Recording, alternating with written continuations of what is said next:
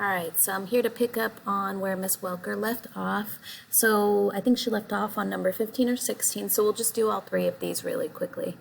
Okay, so it says find the measure of Z, W, Y. All right, so basically it's asking for what is the angle measure right here? Well, we know that it starts at 70 degrees and it goes to 160. All right, so we're going to do 160 minus 70. Okay, when we do that, we get 90 degrees. All right, so that's a 90-degree angle. Okay, so let's do the next one really quickly.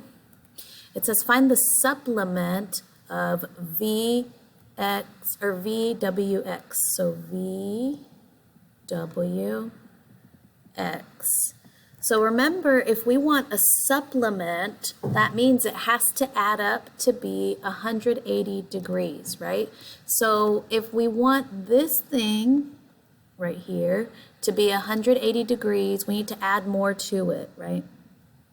Okay, well, this whole protractor is 180 degrees, so I know that my missing piece is over here. So the supplement is UWX.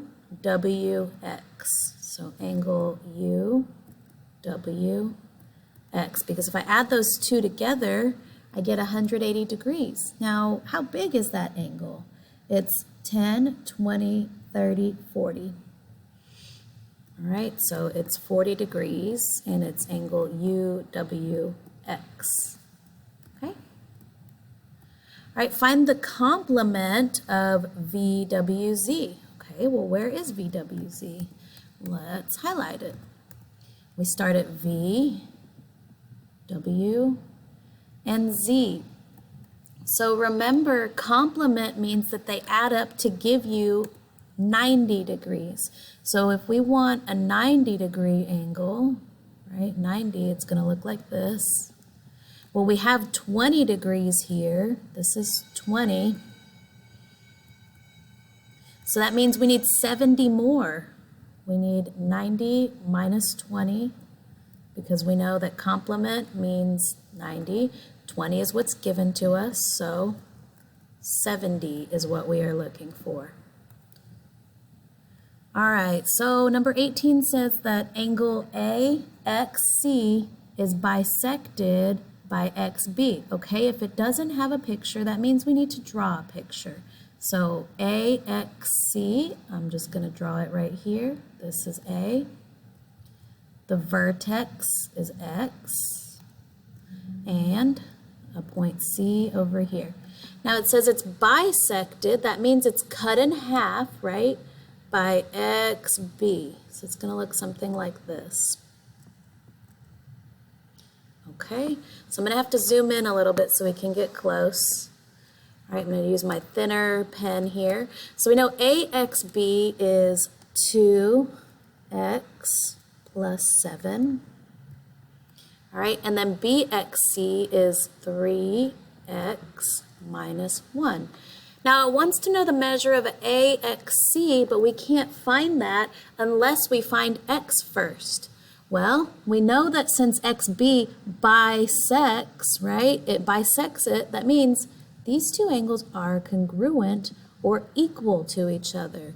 So that means I need to set up an equation. 2x plus 7 is equal to 3x minus 1. Now we have to solve for x. I'm going to move the 7 over, minus 7, minus 7, okay? You get 2x equals 3x minus 8. All right, I'm going to move the 3x over, and you could have done this a different way. You could have swapped, you know, put 3x on the left side or 2x on the right, whatever. So 2x minus 3x, that's going to give us a negative x. We bring down the negative 8. So if we have negative x is equal to negative 8, well, that's the same thing as saying x equals 8. Okay, so we know x, but that is not what our question is asking for. Our question says find the measure of AXC. AXC is the whole thing, right? So let's just start little by little. We know that x is equal to 8, so we can do 2 times 8, right? Because we already solved for x. We said it was 8. So 2 times 8 plus 7. All right, 2 times 8, that's 16. 16 plus 7, that is 23. All right, 23. And since these two are equal to each other, we also know that this is 23. And these are degrees, by the way, 23 degrees.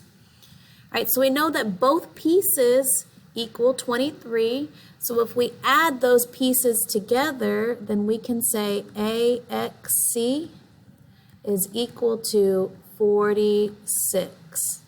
And I got that by adding the two 23s together. One piece is 23, one piece is 23, add them, and you get AXC, which is the whole thing, 46, okay? Let's move on to the next one. Identify the angle pairs. Are they adjacent? Are they supplementary? Are they complementary? Are they vertical? Or a linear pair? List all that apply. So let's talk about these angles. We have angle EFG right here, EFG, and EFH, this one over here. All right, so we don't know what kind of angles they are yet, so I'm just going to do different colors. All right, so if you look at them, they are on what we call a straight angle. A straight angle is whenever you have a straight line, like GH, right? And if you go around GH, it makes 180 degrees. So that means if I add up these two angles, they are going to equal 180, okay? So number 19, they are supplementary. Give me just a second. I'm going to just snip them a little bit. All right, supplementary. And then they are also side by side with each other, right? Like they form a pair. So they're also a linear pair. All right, so let me just snip that really quick, a linear pair. Because linear pairs say that they have to be side by side, and they also have to add up to give you 180. Oh, it's going to act up. It's not letting me paste that. So I'll just type it in, I guess. So they are a linear pair. They are supplementary. And not only that, but they are adjacent because they are side by side to each other. Okay, so let me erase this because it doesn't want to work. So they are a linear pair, they are supplementary, and they are adjacent to each other. Okay. All right, so now let's talk about KJL. Let me erase this because we're done with that. KJL is this little one right here. All right, so let me put a little highlight. This is the one we're talking about. And let's see, LJI, okay. This one right here, I'll highlight in a different color because I don't know anything about it yet. All right, so it says, well, what are they? What kind of angles are they? We know they are not supplementary, right? Because those don't add up to give you 180. Are they complementary? Well, they kind of look like it. If you look a little bit sideways, it kind of looks like a 90-degree angle, but it doesn't tell us. So if it doesn't tell us, or it doesn't have that little right angle symbol in it, we can't assume it. All right, are they vertical? Well, no, because they don't make an X shape. They are side by side, so they are adjacent, right? A linear pair, well, we already said they're not supplementary, so they are not a linear pair. So all that they are adjacent angles, okay? Adjacent angles. I will highlight that. All right, everything else doesn't apply. We can't assume that it's a 90-degree angle. It could be, but they didn't tell us. There's no 90-degree symbol here, so we don't know. They're just adjacent. We don't know anything else. Okay, so numbers 21 through 24, name the intersection of line R and plane P. So it's saying, where do those two things intersect, okay? So here's a line, it's coming through the plane. They intersect right here at point C. Point C. All right, point C. Okay, it says write another name for plane P. Now remember, when we're naming planes, we can name them by just saying plane and then naming 3 points that are on the plane. Well, let's look. D is on the plane, S is on the plane, V is on the plane, so that's what I'm going to say. I can say DVS, DSV, C is also there, so I can say CSV. All right, as long as you name 3 points, you're good. Okay, so name 4 non-coplanar points. That means that there are points on here that are not on the same plane. Let's see. I think what this question means to say is coplanar points, because I only see 1 point that's up here off the plane. So for non-coplanar points, we're going to talk about coplanar points. All right, so points,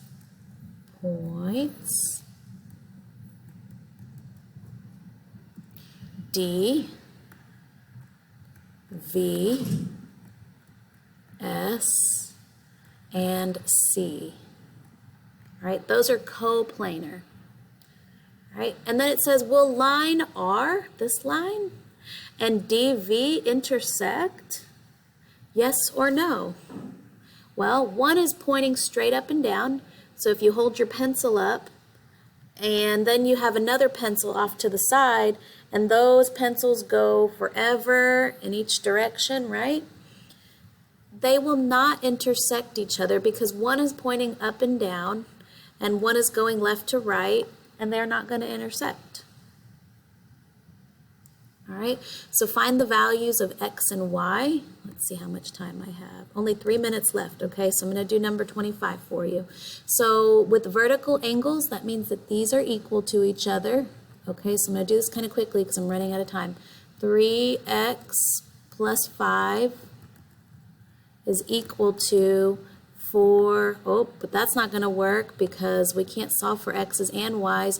But we do know that these two will add up to give us 180 because they're linear pairs. So let's just add them together. All right, so x plus 15, that's equal to 180 because they're linear pairs. All right, so let's combine like terms. That's 4x plus 20. That was weird. Let me fix that. All right, 4x plus 20. All right, subtract 20 from both sides. You get 4x equals 160. And you get x is equal to 40. What you'll have to do is plug that x value in here and work your way around. Once you know one angle, you should be able to find all the others. And same kind of thing here. So we know that these two angles are congruent to each other, right?